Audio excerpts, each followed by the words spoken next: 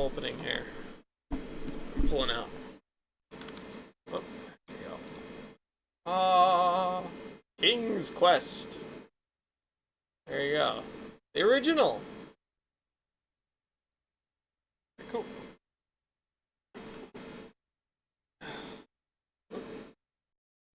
They redid the King's Quest games for Steam? Oh, did they? Sorry, I don't have a tripod in here, so this is... Yeah. You're the best from now? Alright, what do we have in here? Let me check my manual. Oh, it's a King's Quest hint map. What the heck, Mitt? What? Here, I'll show you this. King's Quest hint map. My gosh. That's quite a thing. I'm not gonna look at that. Unless I really need it. Turn Charlie into a plastic figure via curse? What, this?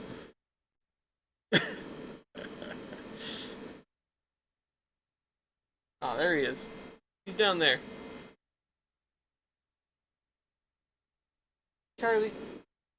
He's asleep. Alright.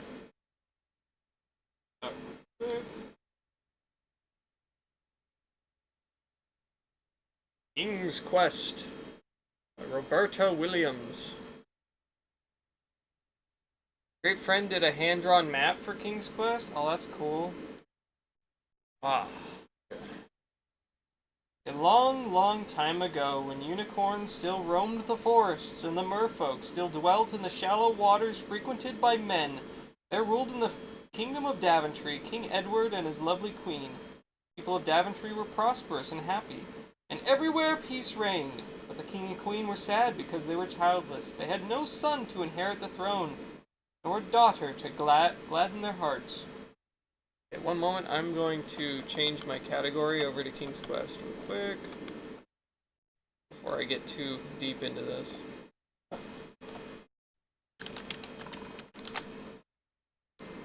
King's Quest. I guess it's that one. Suppose. Picture doesn't look right, but sure. King's Quest EGA.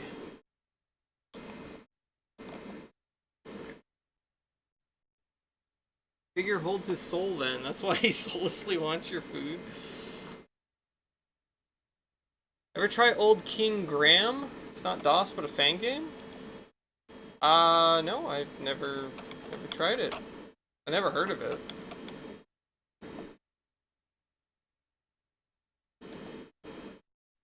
A moment. Just this.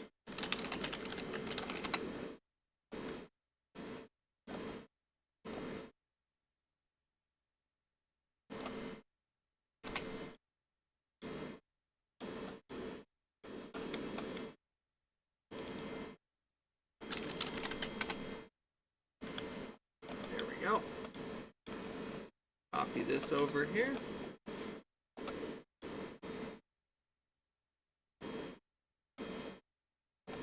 Alright.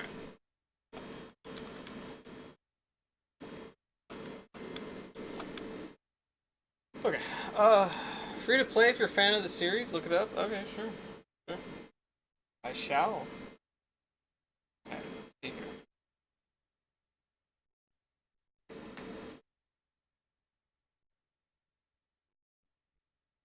One bright sunny day, King Edward the Benevolent, for so he was called, and his queen, were walking in the castle garden, when suddenly before them appeared a powerful sorcerer.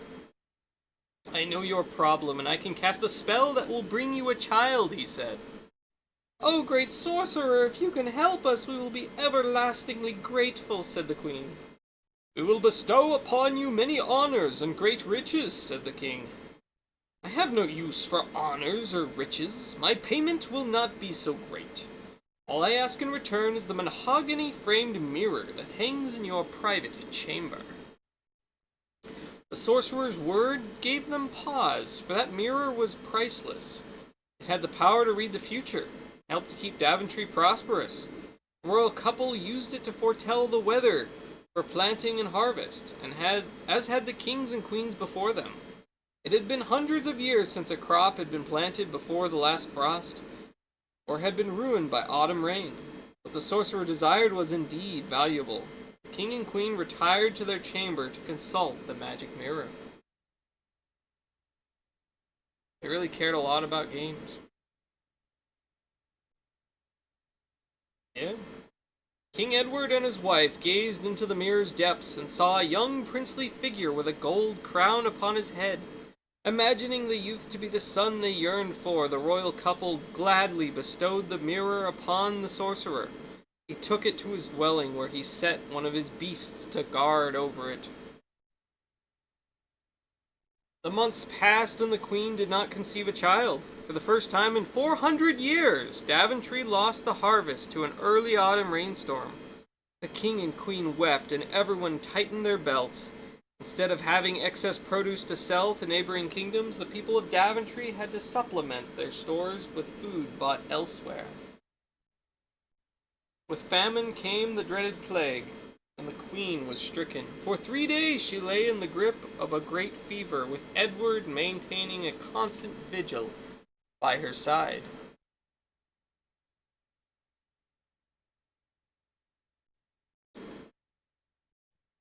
On the 4th day of the queen's illness, a diminutive figure pushed his way between the legs of the castle guards. "I have a cure for the queen," he claimed. Quickly the courtiers ushered him into the queen's chamber, where the king despaired.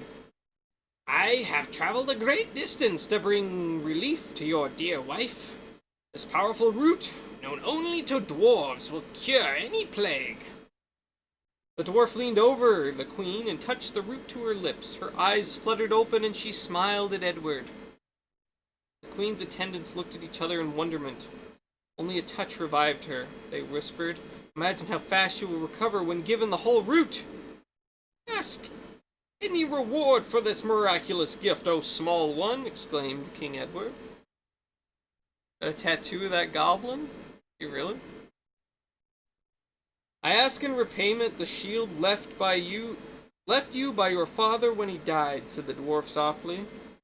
King paled at the thought. His shield, made of titanium and set with emeralds, was traditionally carried in battle by the ruler of Daventry. Legend held that he who bore the shield was invincible, and his army always victorious. Thus there had been no successful attack on the kingdom of Daventry for over 500 years. "Ask again, little man. I will give you your weight in gold, but please do not ask for the shield," said the king. "You do not appear to value your wife's life, your highness," said the dwarf. "I will take no other reward than that which I have requested." Haughtily he turned to go. "Come back," Edward called. "I'll give you the shield." The dwarf took the shield and secreted it away in a hole in the ground, in the way of dwarves. The queen partook of the root, but to no avail. She worsened and died. Daventry's church bells tolled in mourning, and the king vowed vengeance against the false dwarf.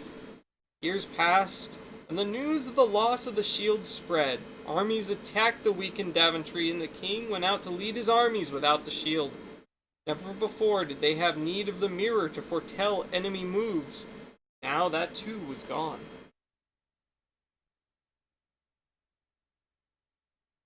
It's a warranty registration card.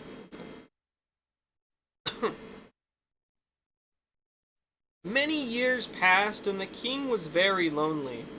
One day, while riding out with his courtiers, Edward came upon a pack of wolves tearing at the lower limbs of a big tree. When the group approached, the wolves scattered to reveal a beautiful young woman perched in the tree. She descended regally. "Thank you for the rescue, kind sirs. I am the Princess Dahlia of Cumberland. I was traveling through this land when that pack of wolves fell upon my group. My bodyguard fled in terror from their fangs, leaving me quite alone. I owe you my life and my heartfelt gratitude." The king was charmed with the Princess Dahlia and brought her back to his castle for a visit. He felt new life coursing through his veins. and knew it was because he had met someone who might fill the loneliness left by his late queen. In due time, Edward asked Dahlia to marry him, and she accepted.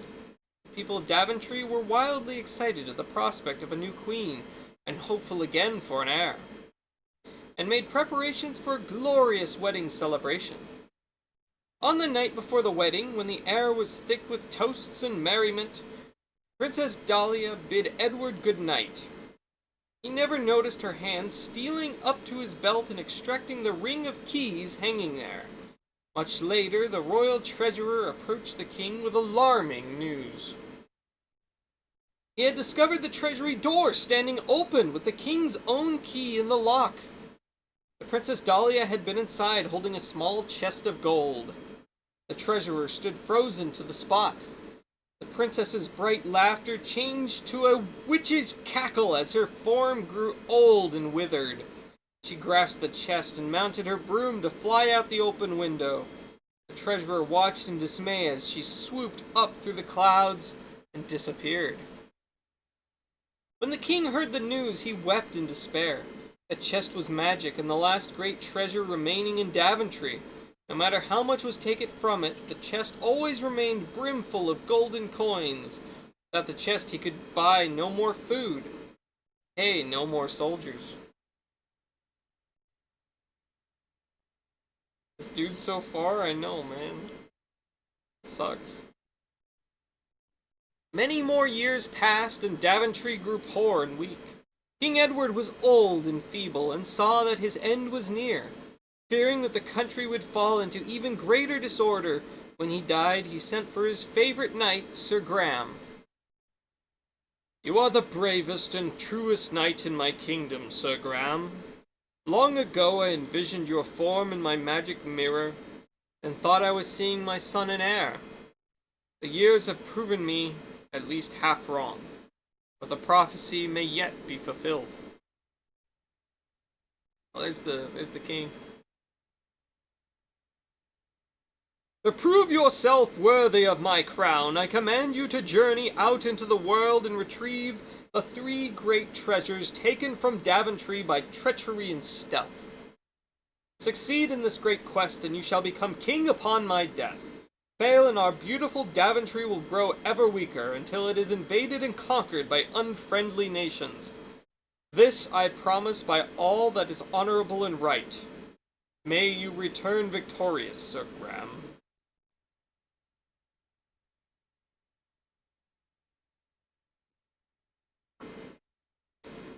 Become Sir Graham and travel through the lands of myth and magic to recover the great treasures. You must retrieve them all, for only the combined magic of the 3 will restore Daventry to its former glory. Look to the fables and fairy stories of yore for clues. Leave no stone unturned, no avenue unexplored, and you will triumph in your quest. Along the way, collect as many treasures as you can. The kingdom of Daventry will need everything you can bring back, and you will profit from the experience. It may be possible to accomplish each task in more than one way. The more imaginative your solutions, the better fitted you will be to rule Daventry. Map your progress. You will not be able to fulfill the prophecy, Sir Graham, without charting your progress. Create a map showing objects and landmarks you see along the way. You'll want to note dangerous areas in particular. Here is a typical map. Above all, try every direction and map all of the different possibilities. If you overlook an area, you might miss an important clue or necessary tool. This book is awesome. The road you must travel is long and perilous. It is beset by many dangerous beings. You must have the wisdom to know when to stand and fight, when to flee from superior strength. But take heart. You may receive help in unexpected places. Go now, Sir Graham, and in the words of King Edward, may you return victorious. 1984 Sierra. It's from 1984. Wow. This would have been freaking awesome in 1984. I mean, it's awesome now, but... Alright, give me just a second, and I'll, a warranty registration card.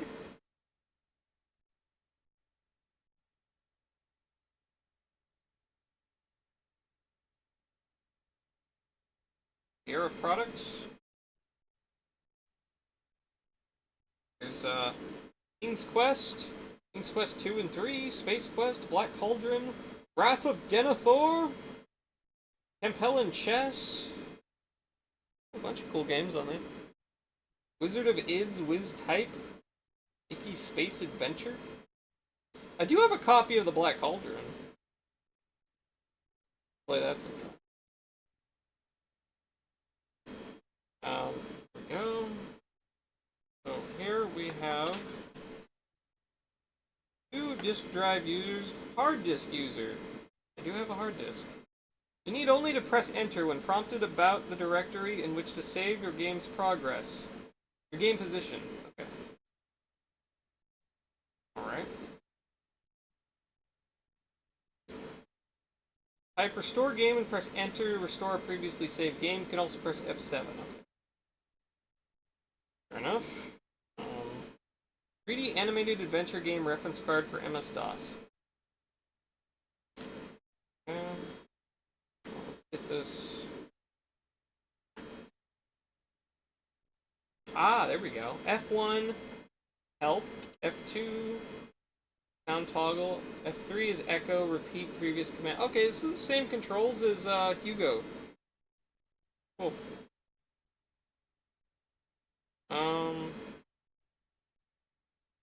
Control R is toggle RGB composite graphics mode. Okay. Alt Z is quick game. Good to know. Tab is inventory. Okay, so a little different than Hugo, but close. Control Alt right left arrow shift display. Okay. Very well. Very well. All right. There you go. Here's the discs. Oh, King's Quest. Want a hint? For a hint book. Let me just set this down. Alright, I think that's enough with the reading the manuals. I'll just try to get this installed now. Let me catch up with the chat here. I just went to make tea and I returned to a beautiful illuminated capitals. Yeah, they're amazing. We put so much work into that. I wonder if that chess works on food. The biggest game manuals I have are Might and Magic 3 and Starflight on Genesis. Okay. I have a copy of Might and Magic 3 of them. I don't remember how big the manual is though. I think my biggest manual is, I think it's called Starfleet 1 for the Apple II. It's massive. It's just freaking massive.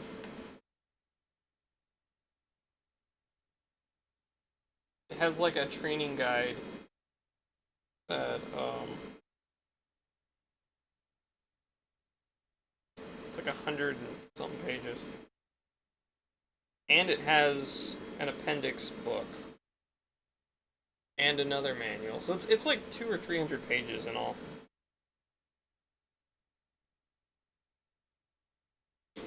Okay, what is this? I kind of want to show you guys this. Starfleet has a whole sci-fi novel. Starflight has a whole sci-fi novel and fold-out map like GTA. Okay, can't remember biggest game manual. IBM Personal Computing by Donald B. Trivette. Inside King's Quest. Byron and I were playing King's Quest, a new adventure game for the IBM PC Junior written by Sierra. But how does it work, he wanted to know. And how would you even go about writing a program like that? As a bright computer science major, Byron can write programs to perform reverse Polish notation, linked lists in Pascal, and all those other exotic things that students learn to do. But he couldn't begin to guess how King's Quest was written, and neither could I. Everyone's familiar with arcade-style games in which you win points, either for zapping strange-looking creatures, or for not getting zapped yourself. An adventure game is entirely different. Winning an adventure game requires logic and puzzle-solving ability, not hand-eye coordination with a joystick. In King's Quest, you play the game as Sir Graham, a computer-animated knight who roams the kingdom of Daventry looking for 3 treasures. As he explores the kingdom, he can pick up objects like a dagger, a carrot, a goat, yes, a goat. It may eventually help him locate the magic treasure. However, finding the objects is no cinch. Some are in plain view but easily overlooked, while others are hidden in stumps and at the tops of trees. Of course, there are hazards to overcome and puzzles to solve. How can Sir Graham get across a bridge guarded by a troll? Kill the troll with a dagger? Don't try it. This is a game of strategy, not violence.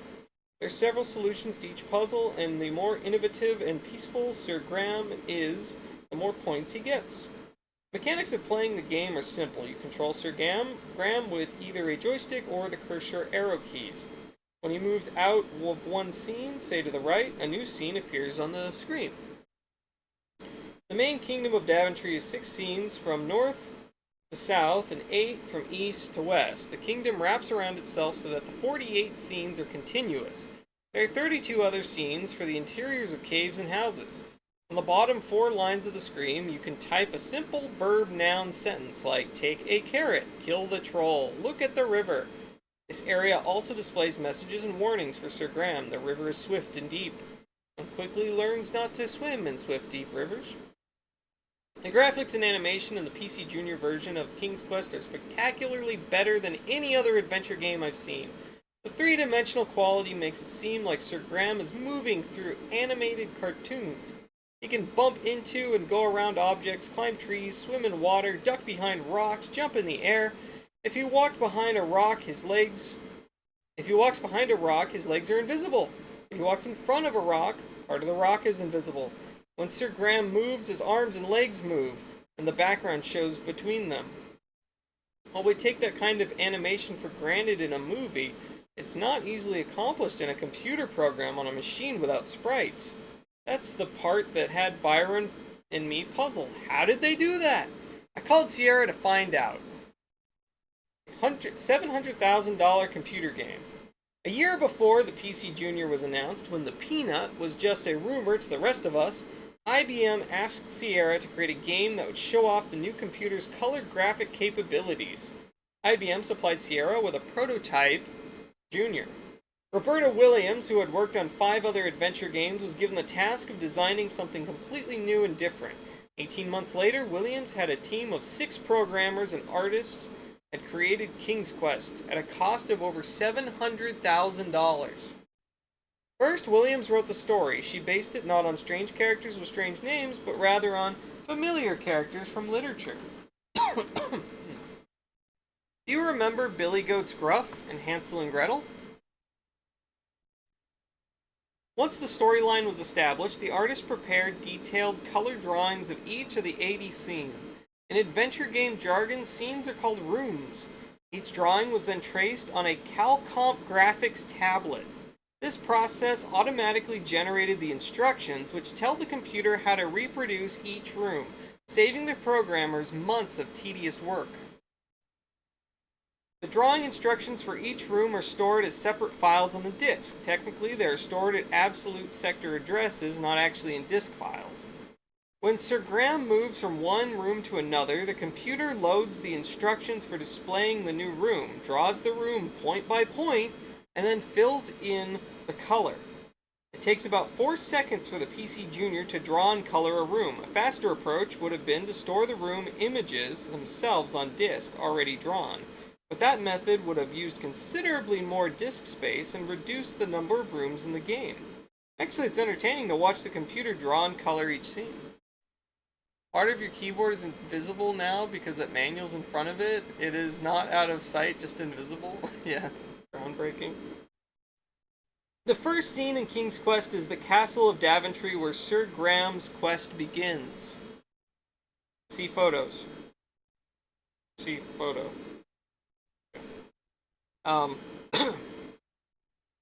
The lions, flags, stone blocks, alligators, and plants make this the most detailed room in the kingdom. It takes 2,400 bytes of instructions to tell the PC Junior how to draw and color the scene.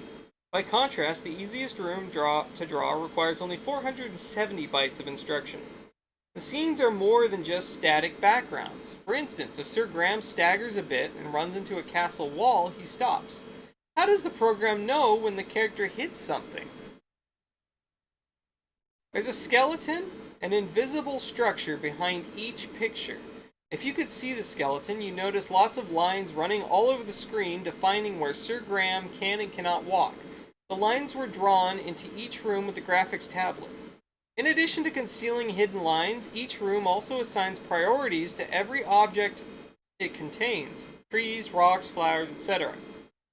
These priorities number from 1 to 15, give King's Quest its three-dimensional quality. Objects at the top of the screen have low priority. Those at the bottom, high.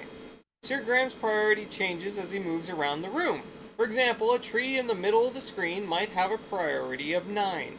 When Sir Graham is in front of the tree, close to the bottom of the screen, his priority might be 11. As he moves up the screen, his priority changes. If he is behind the tree in a scene, his priority is less than that of the tree. By comparing priorities each time Sir Graham moves, the program makes decisions about how to draw the screen. If Sir Graham's priority is higher than the object behind him, he is visible, and the object or part of it is invisible. If his priority is lower, as when he steps behind a tree, then he or part of him disappears. Each time Sir Graham or any object moves, the surrounding region on the screen is saved in the computer's memory in one of 4 save areas. The program checks the new location for skeleton lines and priorities, then adjusts Sir Graham and the surrounding area for any changes. Perhaps part of a rock became visible in front of his legs. Finally, Sir Graham and the surrounding area are redrawn on the screen, and that's how Sir Graham walks around the kingdom of Daventry.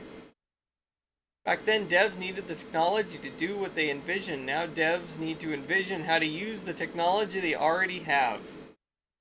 Yes, absolutely. Absolutely, yeah. The game's own language. In addition to the graphics for each room, there is a set of logical statements. These are written in a special language devised by Sierra called the Game Adaptation Language. The program constantly loops through these statements looking for something to change. They work sort of like a group of if-then statements in BASIC.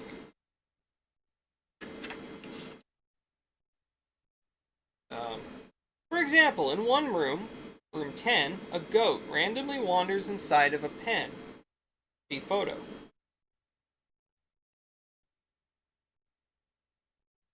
The pen extends into room number 11 on the right. If the goat happens to wander out of room 10, the program must erase the goat. The program knows the goat by codename 14 and Sir Graham by the name Ego. So if Ego moves to room 11 in search of the goat, the program must remember to draw 14 in room 11. The statement in game adaptation language looks like this.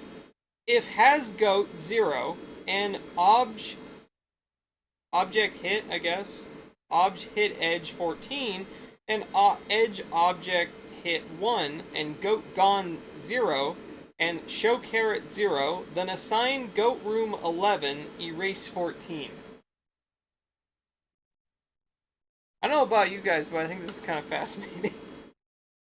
If I understood what that meant, I'd be writing adventure games instead of magazine articles. But with a little examination, we can pretty much figure out what's going on.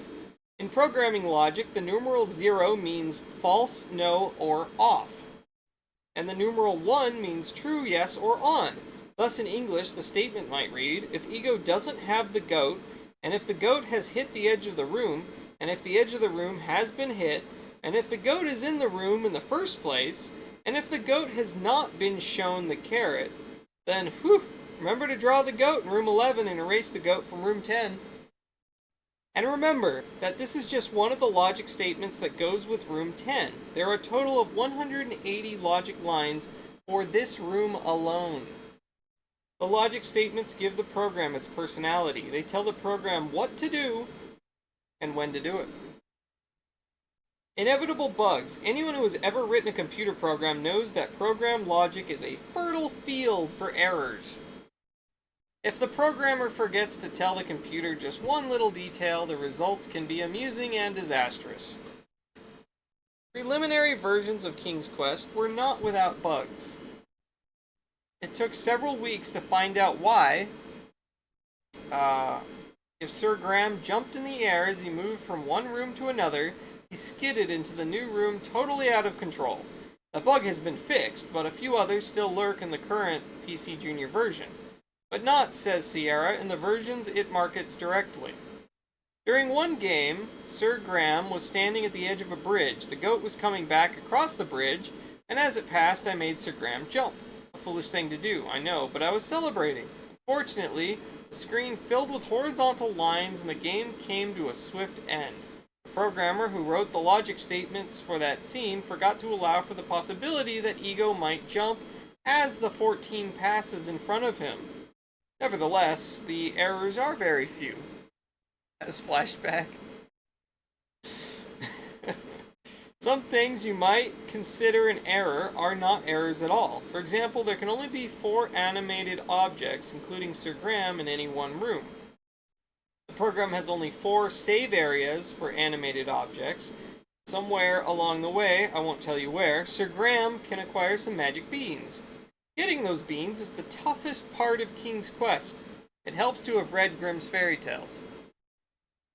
But try to plant the beans in the room where you found them, the screen will say, you can't do that here. That's because that room already has 4 animated objects. In fact, you can plant the beans in only about half of the rooms in King's Quest, because of the 4 object maximum rule. It's not a bug or an error, it's just a programming trade-off to conserve memory. There is one room in King's Quest with 5 objects. I don't want to give anything away, but should Sir Graham, 1, give the woodcutter 2 and his wife 3 the right object, then he can take the fiddle 5. This apparent violation of the rules permitted because the programmers pulled a fast one. Look closely when Sir Graham puts the something on the table and you'll see the woodcutter disappear for a moment. The programmer briefly swaps objects to keep within the limits. Tricky. Roberta Williams is a perfectionist. There just wasn't time or memory to put everything in King's Quest that she wanted. She wishes the language interpreter had a larger vocabulary, that Sir Graham could drop objects he has picked up, and that he could be even more animated. She wishes some of the characters, like the wolf, could roam from room to room. She says the sequel, due in February or March, will be even better. In King's Quest II, Sir Graham, who becomes King Graham when you solve King's Quest, goes in search of a wife. Along the way, he meets Dracula and King Neptune, and rides a flying carpet. And somehow the folks at Sierra found a way to squeeze 94 rooms onto the disc. I can hardly wait! IBM markets the PC Junior version of King's Quest, and Sierra markets the versions for the IBM PC. Apple IIc, Apple IIe, and Tandy 1000, a new computer scheduled for release in January 1985. All versions cost $49 and require 128K of memory and a disk drive. In addition, the PC version runs on most IBM compatibles. When the PC version is displayed on an RGB monitor, the graphics are in the standard 4-color medium resolution mode. But connect your PC to a television and you'll get the same spectacular colors as the PC Junior version. Alright, I think that was worth taking the time to read. Want a hint? Send for your official Sierra hint book today. And what do you know, I have one right here. So if we need it, it's there, and I can avoid using the internet. I always prefer to use the actual books. Okay. Rip Tandy Realistic. Yeah. Alright, well that was quite a while of reading. But yeah, let's get this thing installed. My arm hurts from holding that thing up. Just give me a second. Let me get this back in here. Cash offer. Rebate offer. $2 off of Craft Premium joysticks. $2 rebate. Cool. Alright, now I'm actually kind of excited for this. This. Could put King's Quest box somewhere safe. Yeah. Alright. Okay, let's put in the disc. Disc 1, let's go. The B drive. What if you were to use the internet to find a PDF of the book and print it to make your own official book? Does that count?